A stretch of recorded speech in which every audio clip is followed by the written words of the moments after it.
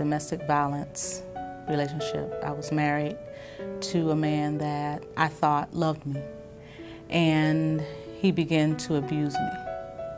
My husband had been arrested actually 28 times, but he never did the full time, and he would get out. I was tired of my children watching me be kicked and spit on and beaten and guns pulled to my head if I did not do what I was told as if I was one of the children. And he would always tell me he owned me, and as long as I had his last name, he would control me. When we had the chance to get away before he made it home, I would take my children and we would go in the car and we would sleep in a park or grocery store, wherever I found safety, wherever I felt like they were tired enough and could drift off to sleep in peace. After the children and I would sleep in the car, we would wake up that morning and I would take them to a fast food restaurant, get them dressed, wipe their faces, and allow them to prepare themselves for school.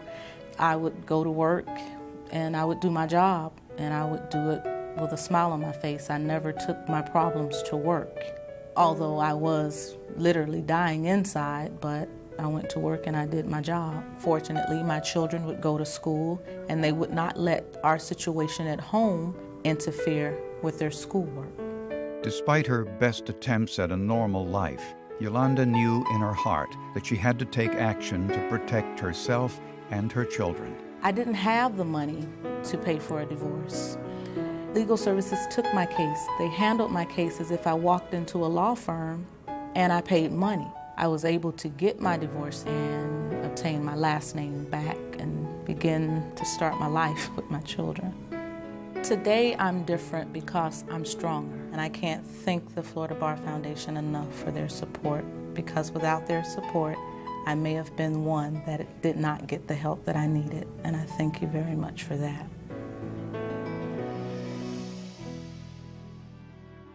Every day, thousands of people like Yolanda are helped by legal aid organizations supported by the Florida Bar Foundation and its mission of providing greater access to justice. But when the foundation was chartered in 1956, the idea that it would one day become a national leader and the only statewide funder of legal services for the improvement of our system of justice was not much more than a dream. Now, 50 years later, that dream is a reality. There was a great growing need in this country, not only the state of Florida, for people who were gone unrepresented, whose rights were being denied because of a lack of funds or because they didn't know where to go to get legal help. The Florida Bar Foundation was formed in 1956 by a very distinguished group of gentlemen. The mandate, or the charter, provided very noble purposes. So they created this Glenn Turrell Scholarship, and this was the deal. They would guarantee the loans of, quote, worthy law students, and they would pay it back, and they would have to start paying back this loan the first month after they graduated law school. In order to maintain and expand the scope of the Foundation's early programs, new members and funds were needed. Well, in 1969, I think it was, Mark Halsey was president of the Florida Bar, and he asked me to serve as president of the Florida Bar Foundation for the purpose of trying to revitalize it. We elected persons to become members of the foundation, we being the Board of Governors of the Florida Bar, and then asked those persons to contribute $100 a year for 5 years. Later, Bill Henry and Louis Adcock would lead a successful campaign securing additional $500 pledges from those early fellows. We made the first contributions to legal aid organizations, of which I'm aware, by virtue of grants to Florida Legal Services and Southern Legal Counsel. When the 1970s came along, the legal services to the poor were considerably slashed. With the cuts in federal support for legal services, the search began for new sources of funding. The first discussions were brought up at board level by Colonel Norman Faulkner about having lawyer trust accounts be interest-bearing, and that the interest then would be used for some charitable purpose. And the momentum started getting stronger and stronger on the board that we should appoint a committee to look into all facets of IOTA interest on trust accounts. But the real catalyst that got the ball rolling very fast was a Supreme Court Justice named Arthur England. I went out to Vancouver, met with all the people who had put their interest on trust accounts program together, came back to Florida with a proposal which I outlined at the Bar Convention in July of 1976. The outcome of that was a petition by the Bar to the Florida Supreme Court asking to create an IOTA program. That was followed by an opinion I wrote for the court in 1978 adopting such a program. And the court decided that the Bar Foundation should be the implementing agency and that legal services to the poor should be the major activity. But perhaps the most important key was Henry Zapruder. This was a tax attorney in Washington, D.C. that I was introduced to and asked to assist in getting the Internal Revenue Service to approve the necessary tax changes that had to take place in order for this program to work. That led to the creation of the National IOTA Clearinghouse, again, the Florida Justice Institute. Randy Berg, Peter Siegel created that. And we had a flying team of people who would go anywhere at any time to help in any way we could, which included Russ Carlisle. Well, we had a long road to hoe, and it took us 3 years to get from the Supreme Court opinion in 1978 to actually collecting money in 1981. The first thing we had to do was to get the regulatory approvals. The Internal Revenue Service, the Home Loan Bank Board, the Federal Reserve. So during my year of the presidency of the Bar, we spent most of that time negotiating and meeting with the Internal Revenue Service in order to get their approvals effectuated. And the court at that time during that year authorized the implementation of the IOTA program.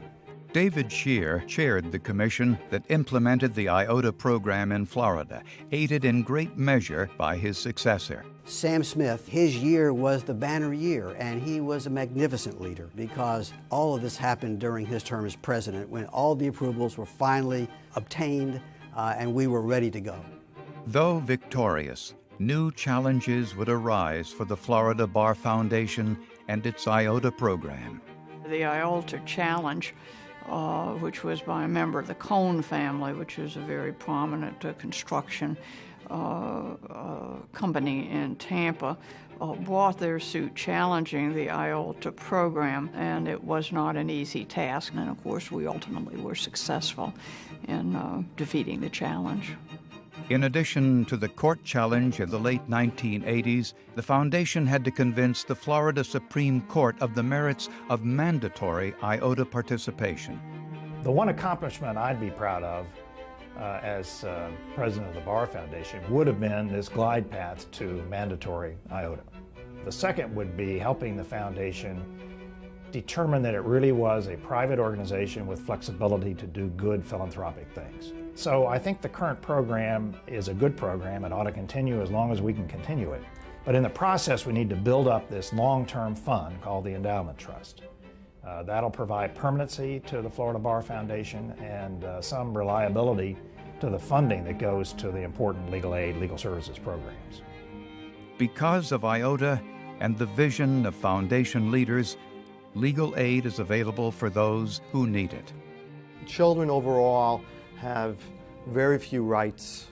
There are very few attorneys who are representing children and advocating for children. So you have this whole population out there who are just not part of our mainstream legal system. Here at the Children's Advocacy Center, what we try to do is provide full legal services for our clients. I think when we look at children's advocacy in the state of Florida, but for the Florida Bar Foundation, I would say hundreds of children would have died. The Florida Immigrant Advocacy Center is a nonprofit organization. We provide free legal help to immigrants of all nationalities. Without the Florida Bar Foundation, there would be no Florida Immigrant Advocacy Center, no FIAC. And their continued support has been absolutely instrumental in our ability to reach out to more than 40,000 people over these past 10 years. The leadership and support of the Florida Bar Foundation has significantly affected other legal aid programs. Without Foundation general support funding and grants for impact work, migrant farm workers, the disabled, and those who are institutionalized might not have had a voice. A commission was formed jointly by the Foundation and the Board of Governors of the Florida Bar to study and to make recommendations on funding for legal services in Florida. Paul Doyle had just returned back to Jacksonville, and we were fortunate to be able to hire Paul as our staff director. We finished our work on time and filed our report with the Supreme Court of Florida, who accepted it and then asked us to draft a new rule regulating the Florida Bar that became the pro bono rule. It is because of the leadership of Foundation volunteers and staff that our brightest young legal minds are now more than ever considering a career in public service. One of the things I'm extremely proud of is the institution of the Summer Fellowships Program during my tenure as president. While it had been discussed through the AOJ committee, this was the first time we were able to have the funding available and to actually institute such a program. And they're doing very well with making sure that other students get that opportunity to work with these legal services programs and projects. Under our Administration of Justice grant program, we provide, we look at it like venture capital to entities that have innovative programs that they want to implement. Recent Administration of Justice grant programs include an innovative court program to improve the collection of child support payments, and funding to make it possible for members of the general public to participate in court improvement efforts. Another example of Foundation leadership is a program to help its legal aid grantees retain talented staff attorneys. If you're concerned about the financial responsibilities after coming out of law school with significant loans, programs like the Florida Bar Foundation and their loan repayment assistance program will allow you to make the leap into public interest law a little bit easier.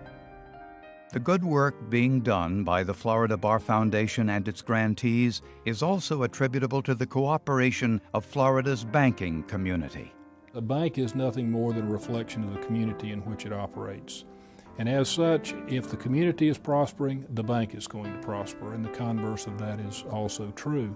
So our community involvement is a very important part of our mission. The board, the staff, the whole leadership of the Florida Bar Foundation is very focused on maintaining a sustainable model. With sustainable funding as the goal, the Florida Bar Foundation has established an endowment and revitalized its development efforts. Creating endowments and planned gifts are very important because it provides for the future of the organization. An endowment is similar to a savings account where you only use the interest from that particular account to spend, and it's there in perpetuity. Planned giving is a wonderful way for all the lawyers and all the non-lawyers in the state of Florida to recognize the work that the foundation does and to acknowledge the wonderful work that they do by leaving them in their wills. Well, I think as a profession we're very blessed in the fact that we have such a responsibility to the public.